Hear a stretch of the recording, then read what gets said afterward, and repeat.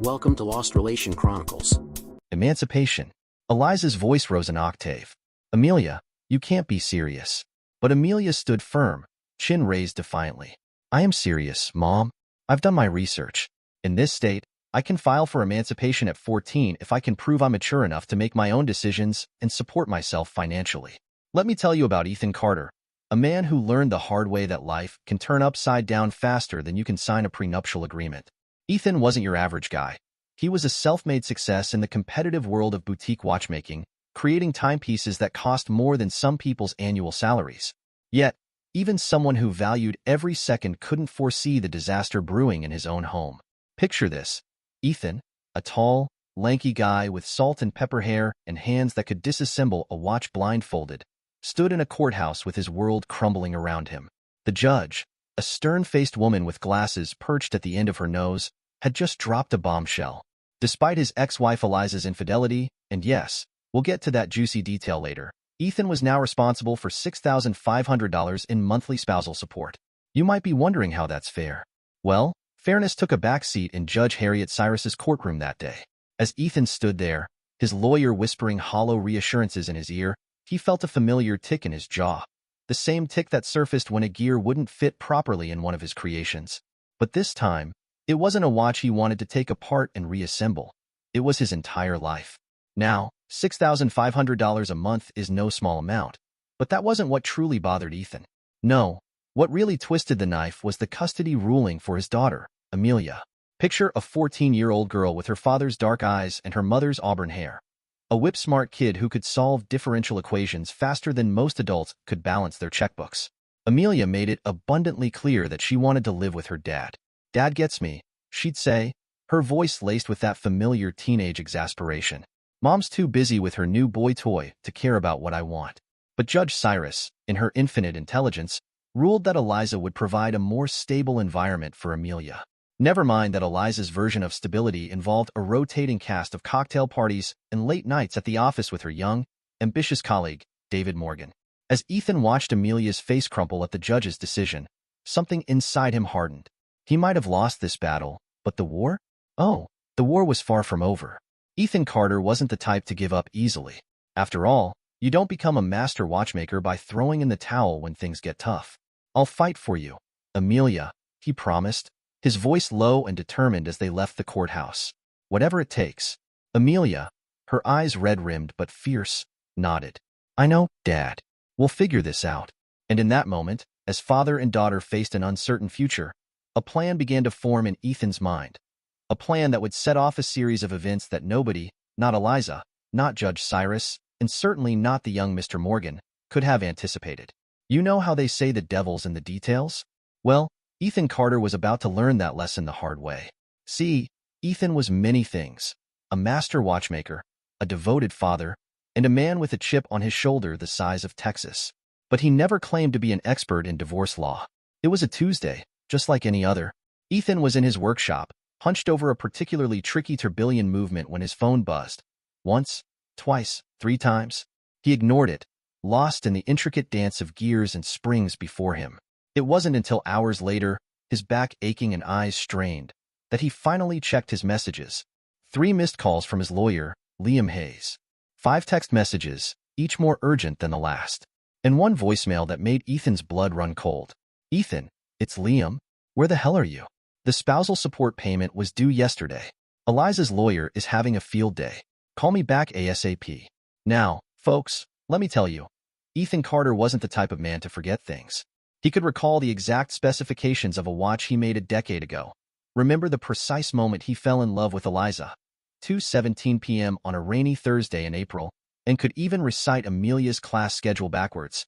But somehow, amid the chaos of the divorce and custody battle, he let this one crucial detail slip through the cracks. Ethan's hands shook as he dialed Liam's number. Liam, he said, his voice tight. What's going on? Liam's voice crackled through the phone. Ethan, buddy, you really stepped in it this time. Eliza's lawyer filed a motion for contempt of court. They're saying you're woefully disobeying the judge's orders. But it was just one day. Ethan protested, pacing his workshop. Surely they can't. It's not just the day, Ethan, Liam cut in. It's the pattern of behavior. The arguments in court, The snide comments about Eliza and her lawyer. Judge Cyrus is on the warpath. She's saying you're making a mockery of the whole process. Ethan's mind raced.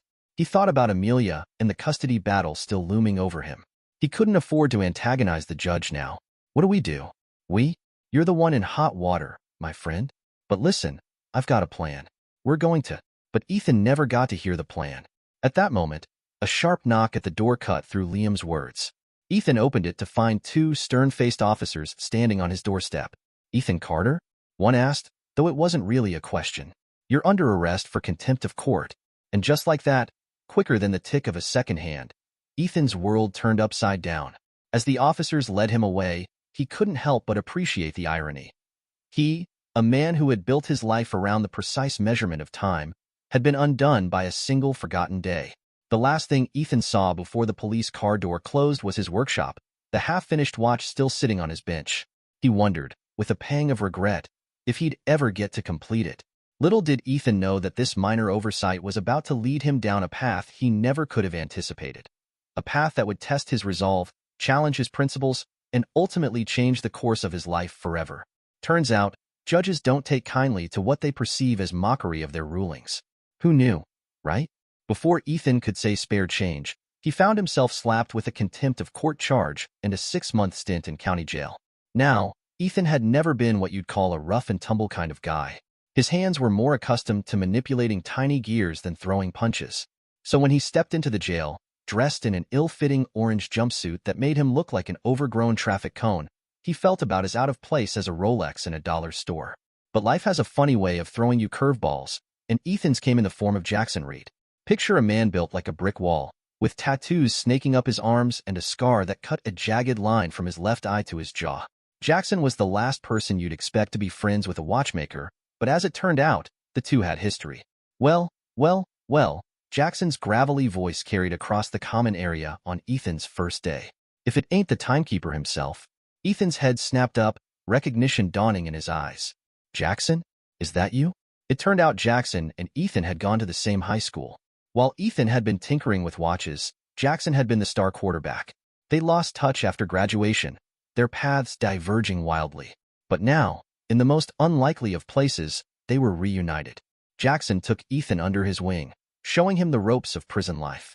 First rule, he'd say, his voice low as they sat in the mess hall, never show weakness. These guys? They're like sharks. They smell fear, and they'll tear you apart. Ethan nodded, trying to look tougher than he felt. Got it. No fear. Anything else? Jackson grinned, a flash of gold teeth gleaming in the fluorescent light. Yeah.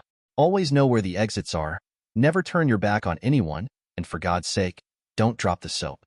As the days turned into weeks, Ethan found himself adapting to life behind bars. He kept his head down, did his work in the laundry room without complaint, and spent his free time plotting. Because Ethan Carter wasn't the kind of man to let a little thing like incarceration stop him from getting even. Late at night, as he lay on his thin mattress, listening to the snores and mutters of his fellow inmates, Ethan's mind would race. He thought about Eliza, living it up in their old house with that smug scumsucker David. He thought about Judge Cyrus, who'd so casually ruined his life with the bang of a gavel. But most of all, he thought about Amelia, stuck living with a mother who cared more about her social calendar than her own daughter.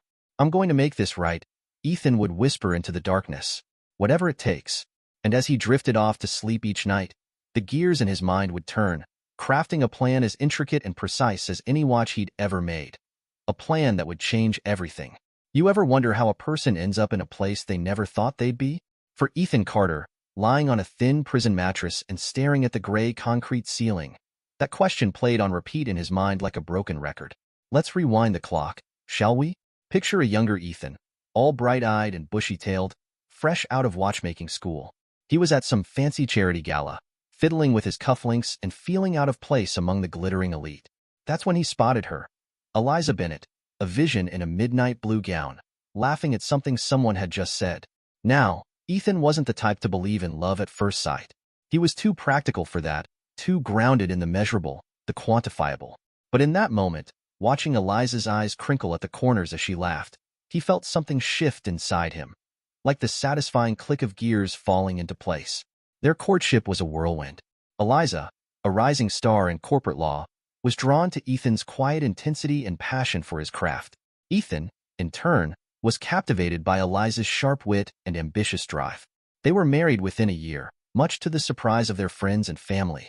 "We were happy, weren't we?" Ethan mused to the empty cell. "At least for a while."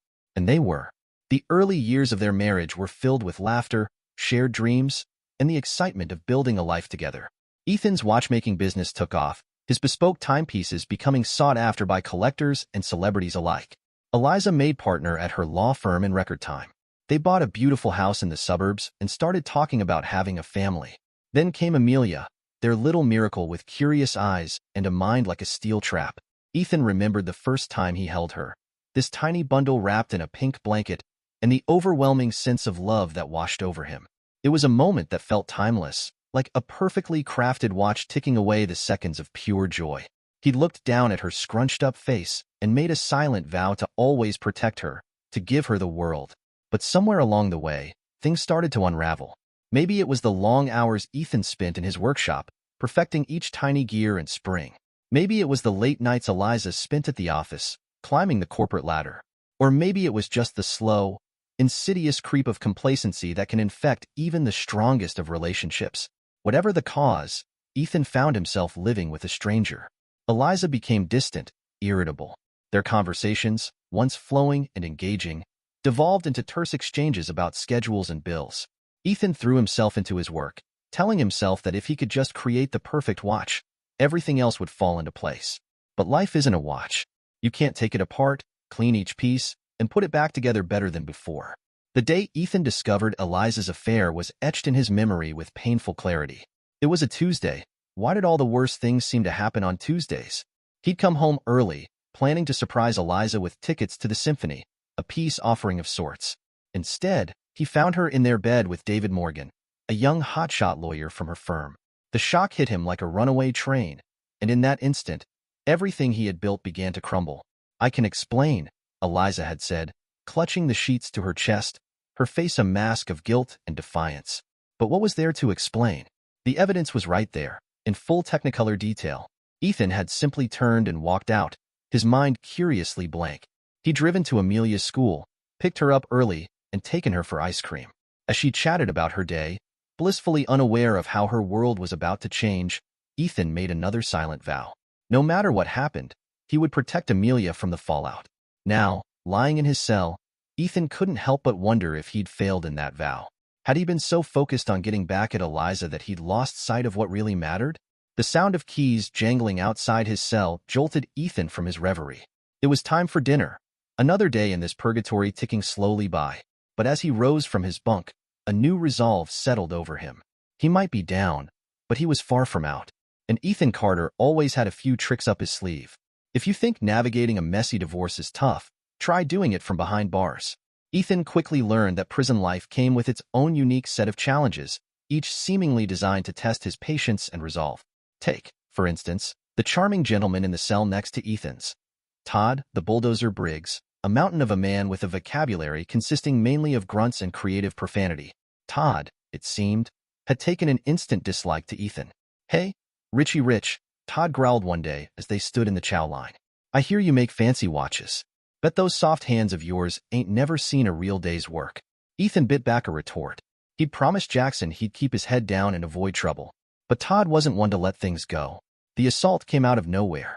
One moment, Ethan was mopping the corridor outside the showers, lost in thoughts of Amelia and home, and the next, Todd shoved him hard against the wall, knocking the breath out of him. The next moment, a meaty fist connected with his jaw, sending him sprawling. Todd leaned over him, a nasty grin spreading across his face. "Not so fancy now, are ya?" What happened next surprised even Ethan. Maybe it was the pent-up frustration of the past months, or perhaps it was just good old-fashioned survival instinct kicking in. Whatever the cause, Ethan found himself fighting back with a ferocity he didn't know he possessed. The fight was short and brutal, ending with both men in solitary confinement. But as Ethan sat in the darkness of the hole, nursing a split lip and what felt like a cracked rib, he felt something he hadn't in a long time. A flicker of pride. "You did good, timekeeper," Jackson told him when he got out of solitary. "Showed him you ain't no pushover." But the pride was short-lived. That night, as Ethan lay on his bunk, The full weight of his situation crashed down on him. He was in prison, for God's sake, missing his daughter's first day of high school, unable to protect her from Eliza's neglect and David's unwanted presence in their lives. That's when the idea began to form. A plan so audacious, so potentially disastrous, that it just might work. Ethan knew he couldn't do it alone, but he wasn't alone, was he? He had Jackson, he had friends on the outside, and most importantly, he had Amelia. As the lights flickered out for the night, Ethan allowed himself a small smile. The game wasn't over yet. In fact, it was just beginning. While Ethan was busy navigating the treacherous waters of prison life, his lawyer, Liam Hayes, was waging a different kind of battle on the outside. Liam was what you might call a legal alchemist. Give him a hopeless case and a law book, and he'd somehow spin it into gold. Ethan, my friend, Liam's voice crackled through the prison phone. I think I found our loophole. Ethan leaned closer to the receiver, ignoring the impatient shuffling of the inmates lying behind him. I'm listening. Okay, so here's the deal, Liam began, his voice taking on that excited tone he got when he was about to unleash some legal wizardry. We're going to argue that the original divorce settlement was made under duress. You were emotionally compromised due to the discovery of Eliza's affair, which led you to agree to terms that were not in your best interest. Ethan frowned. Will that work? I mean, I did agree to the terms. But that's where it gets interesting, Liam continued. We've uncovered some, let's call them irregularities, in how Eliza's law firm handled the case. Seems they might have withheld some crucial financial information during the negotiations. If we can prove that, we might be able to get the whole settlement thrown out and renegotiated. For the first time in months, Ethan felt a glimmer of hope. And the contempt charge? Working on it, Liam assured him. I'm filing a motion arguing that your delayed payment was due to a misunderstanding of the terms, not woeful disobedience. It's a long shot, but it might get your sentence reduced. As Ethan hung up the phone, his mind was racing. This could change everything. But there was still one crucial piece of the puzzle missing: Amelia. Meanwhile, across town, young Amelia Carter was hatching a plan of her own. At 14, she was already showing signs of her father's determination and her mother's shrewd intelligence, and she decided it was high time she took control of her own destiny. Emancipation? Eliza's voice rose an octave. Amelia, honey, you can't be serious. Amelia stood her ground, chin raised defiantly. I am serious, Mom. I've done my research. In this state, I can file for emancipation at 14 if I can prove I'm mature enough to make my own decisions and support myself financially. Eliza scoffed. And how exactly do you plan to support yourself? A sly smile spread across Amelia's face. With the trust fund Grandpa set up for me. The one that matures when I turned 14, which, as you might recall, was last month. The color drained from Eliza's face. She'd forgotten about that trust fund, a parting gift from Ethan's father before he passed away. It wasn't a fortune, but it was enough to support Amelia comfortably through high school and beyond. Ethan was neither predator nor prey. He was a craftsman in a world where precision mattered, and he was determined to navigate this unfamiliar terrain with the same meticulous care he applied to his watchmaking. He began observing the dynamics around him, taking note of the unspoken rules, alliances, and rivalries that governed life behind bars. He learned who to avoid, who might become an ally, and where the best opportunities for assistance lay. During the daily exercise yard sessions, he spotted fellow inmates exchanging favors, from food trades to information.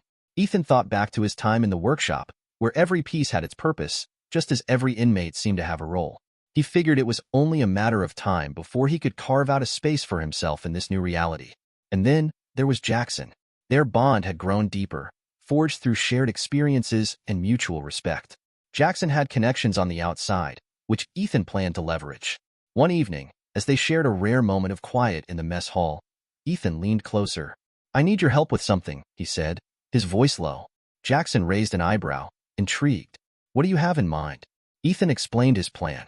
It wasn't just about his own situation anymore. It was about getting the resources and support that both he and Amelia would need to fight against Eliza and David. They needed to be ready to take action when the time was right. Jackson nodded slowly, a thoughtful look crossing his face. All right, I can help you get in touch with some people who can assist with your plan, but you need to promise me one thing. Stay sharp and don't let your guard down. Ethan felt a surge of gratitude. For the first time since entering prison, he had a tangible path forward, a way to reclaim his life and fight for his daughter. The gears of his plan were starting to turn, and he was ready to make his move. Ethan Carter was discovering that prison operated like its own little ecosystem, filled with predators, prey, and a lot of people just trying to get by. But Ethan? He was finished with merely surviving.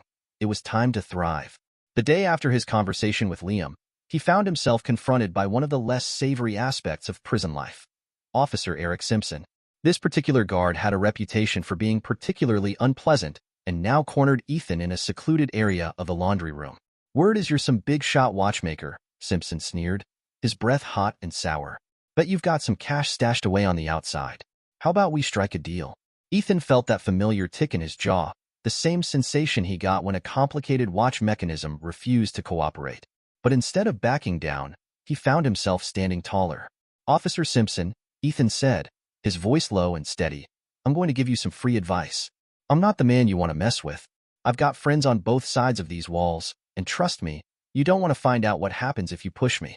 Simpson's eyes widened slightly, clearly taken aback by this response from the usually quiet inmate. "Is that a threat, Carter?" Ethan smiled, though it didn't reach his eyes. "Not at all. Just a friendly warning. You might want to look into who my cellmate is. Does Jackson Reed ring any bells?" The color drained from Simpson's face. Everyone knew Jackson's reputation and, more importantly, his connections both inside and outside the prison. Just stay out of trouble, Carter," Simpson muttered before hastily backing away. As Ethan watched Simpson retreat, he felt a transformation within himself. He was no longer just a victim of circumstance. He was a player in this game, and it was time to start acting like one.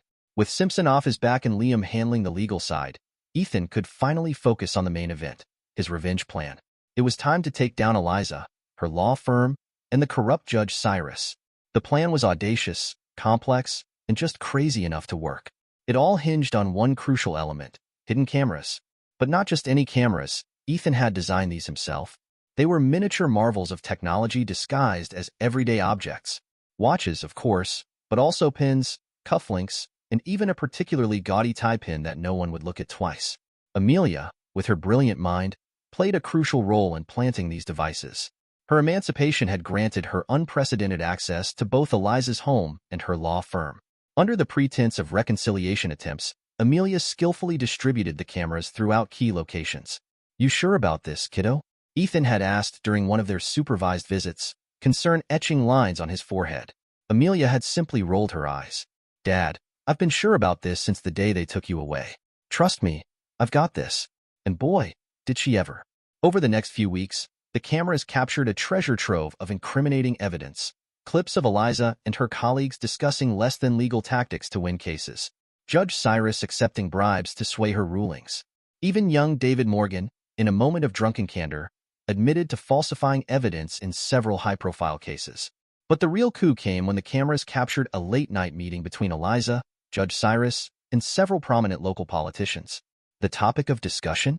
A massive land development deal that would displace hundreds of low-income families. The profit margins were astronomical, and everyone in that room was getting a piece of the pie. As Ethan reviewed the footage, carefully smuggled to him by Jackson, who had quite the network of allies on the outside, he felt a grim satisfaction. This was it. The smoking gun he needed to bring it all crashing down. The day the story broke, it was like a bomb had gone off in the quiet suburban community. Local news stations ran the footage on a loop, showcasing respected community leaders caught in the act of conspiracy, fraud, and corruption. Ethan, watching from the common area TV in prison, couldn't help but feel a twinge of satisfaction as he saw Eliza's carefully crafted image crumble before his eyes. Her law firm, once the toast of the legal community, was now under federal investigation. Judge Cyrus had been removed from the bench pending a full inquiry, and the involved politicians were scrambling to save their careers, turning on each other like rats on a sinking ship. But Ethan's revenge didn't stop there. Oh no, he had one more ace up his sleeve. Remember those intricate, one-of-a-kind watches he used to make? It turned out quite a few had found their way onto the wrists of some very influential people. Faced with the prospect of being implicated in this scandal, those individuals were more than happy to speak out in Ethan's favor. Suddenly, the narrative began to shift. Ethan wasn't just a bitter ex-husband lashing out. He was a whistleblower, a man who had sacrificed everything to expose corruption at the highest levels. Petitions for his release began circulating, and legal experts on TV debated the validity of his original conviction. Through it all, Amelia stood tall, facing the media storm with a poise beyond her years. "My father," she told reporters camped outside their old home, is a man of integrity. He taught me that the truth always comes out in the end. And now, the world can see that truth for themselves. As the dust began to settle, Ethan found himself facing an unexpected reality. His plan for revenge had worked better than he could have ever imagined. But as he sat in his cell, waiting for the wheels of justice to turn once more, he realized something profound. The sweet taste of revenge he'd anticipated was overshadowed by something else entirely: pride in his daughter and a burning desire to make things right. Ethan knew he had a long road ahead, but for the first time in a while, he felt a sense of hope. This wasn't just about revenge anymore. It was about redemption and rebuilding the bonds he had fought so hard to protect. In the end, justice has a way of finding its mark. Ethan's conviction was overturned, and he walked out of prison a free man. Amelia, as promised, was waiting for him with open arms. Together, they rebuilt their lives, stronger for the trials they'd faced. Ethan returned to his workshop, crafting timepieces that told more than just the hour. They conveyed a story of resilience, of truth prevailing against all odds. Each watch became a symbol of his journey and the bond he shared with his daughter. As for Eliza and her cohorts, well, let's just say they had plenty of time to reflect on their choices. The fallout from the scandal served as a stark reminder that the truth has a way of surfacing, and those who play with fire often get burned. In the end, Ethan realized that while revenge had its moment, it was the love for his daughter and the integrity he had fought to uphold that truly defined him. Dear listeners, please share your thoughts in the comments section below, and don't forget to like, share, and subscribe.